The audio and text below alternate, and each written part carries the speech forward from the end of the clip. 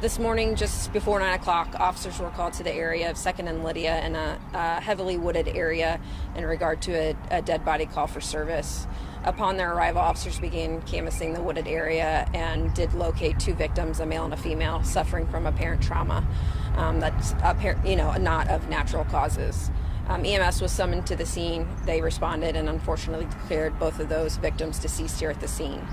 So our crime scene personnel, our homicide detectives have responded to the scene. They're going to be processing the scene for evidence, canvassing for any witnesses or any video in the area. Again, it's a secluded area. It's a wooded area. So we're just hoping that if someone has information about this, that they would call the detectives directly at 816-234-5043. Or, of course, in Kansas City, you have the option to remain anonymous by calling the TIPS hotline, 816-474-TIPS. And I just want to remind people that there's a reward of up to $25,000 cash for information leading to an arrest in this case. What kind of trauma? So we're not disclosing any of that, and we don't exactly know. That'll be something the medical examiner's office will help us to determine when they do some body examinations. It's obviously not gunshots, but there's some kind of apparent injuries to the victims that aren't natural. Was this any sort of dismemberment or? I don't think that there's any dismemberment. There's just obvious injuries, which led to these people dying. So they're just beginning this investigation to determine, what evidence is still here at the scene, kind of canvassing this neighborhood to see, if neighbors are aware of anything back here in this area. I will say that this area is in a wooded area and there are some tents in this area. So not sure if these people live back here or we're just in the area. We're not sure. Is it in a homeless camp? Yeah, I don't know if I would say homeless camp. I just know that, officers said there were a few tents in the area. So I don't know if it's how much that gives to a camp. But okay. Any indication how long they were there? Fresh?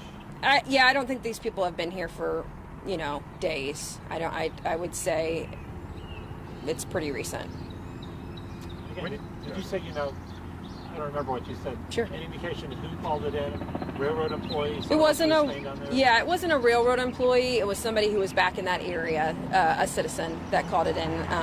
They called 911 and waited here for officers. Were they just walking back there, or why were they back there? Yeah, I don't know. The detectives will be interviewing that person, and that'll be part of their investigation. You said a male and a female? A male and a female, yes. Indication about their age? No, I don't have any indication of their ages. They haven't been positively identified at this point. I would say probably adults, but because I don't know that for sure and I don't know who these people are, I can say for sure a male and a female. There are quite a few tents. It's not called a homeless camp, but there are sure. quite a few tents around this area. One park, we got back over here in the woods.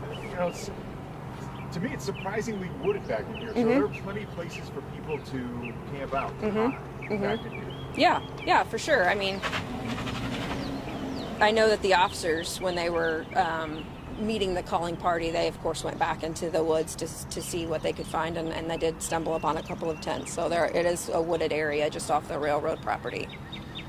Put this into perspective for us. It's been a really difficult start to. We're not even in the summer yet. Yeah. Difficult start to the summer. Is this more signs of what's to come here? I hope not. It's frustrating. We all live in the city and we want it to be great. And, when you talk about this being 55 people that have lost their lives in our city, I'll start again because of the truck. When we talk about being 55 people so far this year that have lost their lives in Kansas City, that's heartbreaking and tragic. And if my memory serves me right, when our daily homicide tracker came out today, this is where we were last year, and we want to do better. One life lost in Kansas City is way too many, so 55 is overwhelming. And you're calling this a double homicide, is that fair? For now, we are. The investigation's just getting started, so what that may lead to, if this is a double homicide, is it a suicide homicide? We don't know yet. So for now, it's a double homicide, and that'll be something the investigators are looking to determine. It seems like, and just thinking back, but it seems like there's been a lot of multiple body homicides this year too, except one here, one there, doubles, triples, and that has to have an impact on it. Yeah, I mean it does, and I can't reiterate to the public enough that a lot of these homicides that we see, a lot of it starts with just a conflict, an argument. And there are ways to resolve that don't involve someone taking someone else's life. And it's just not worth that. That to me is the frustrating portion of this, that these don't have to occur. That's great. Yeah, I know we've all done a lot of stories in homeless camps, and we know that fights escalate very quickly, so it wouldn't surprise me if something like that. Yeah, we can't rule anything out at this point, right? Because this investigation is just getting underway. But yeah, again, there's no reason for a verbal altercation to turn physical, for one, and definitely no reason for it to turn deadly. That's great. On railroad track property, or just is it on the track? So leading up to the scene, it is railroad property. However, the wooded area, I believe, is just like off of the railroad property. I just got a text from what we're seeing Okay. above. Looks like a lot of trash around there too. Like I see a couple of tents, maybe some tarps, that kind of area.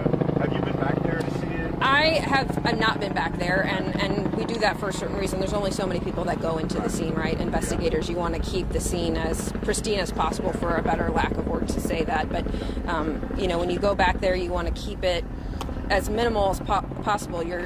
Every time you go someplace, right, you leave trace DNA.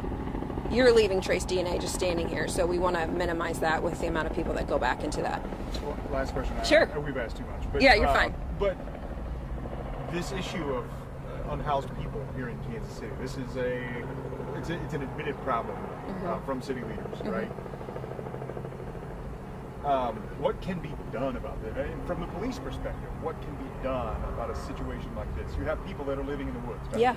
What can be done about it? I mean, and this isn't just a Kansas City problem, let's be honest. This is a nationwide problem for us here. And, there are resources out there that are available. And every one of our division stations has community interaction officers, and their numbers are public on our website.